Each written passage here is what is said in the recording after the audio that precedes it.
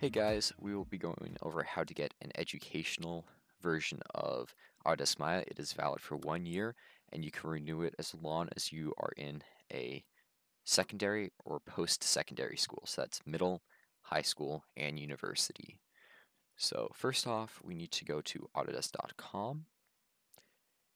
Then from here, we are going to go over to Products, Media Entertainment, down to Maya if the page doesn't reload on me. Then we can click download free trial, a student or teacher, and then go to education community. Alternatively, we can also go down to products and educational access.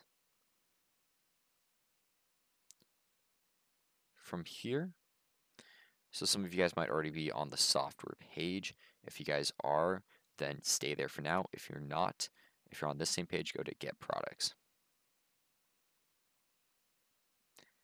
All right, now that we are all on the same page, we are going to wait for this page to load because this one takes forever for some reason. I will likely cut this out of the video.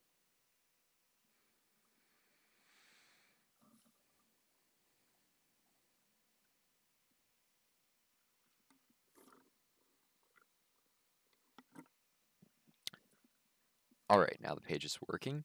We are going to click Get Started right under Maya. This goes by featured, so it's going to be the fourth row. Right, get started. You are going to need to log into your Autodesk account or create one. Most of you are going to create one. I'm logging into mine already. And then it may or may not bring you back to this page. Since I already have Maya downloaded, I'm going to choose a different software because it probably won't work correctly. So I am going to do Revit instead. It'll have the same process though as with Maya.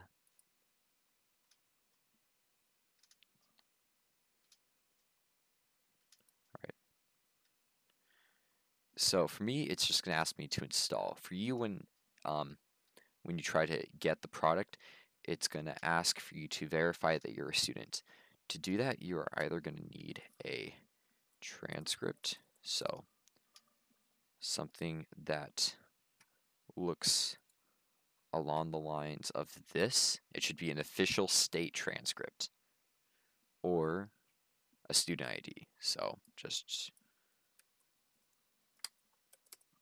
something that clearly states your school, your name, your grade, all that stuff.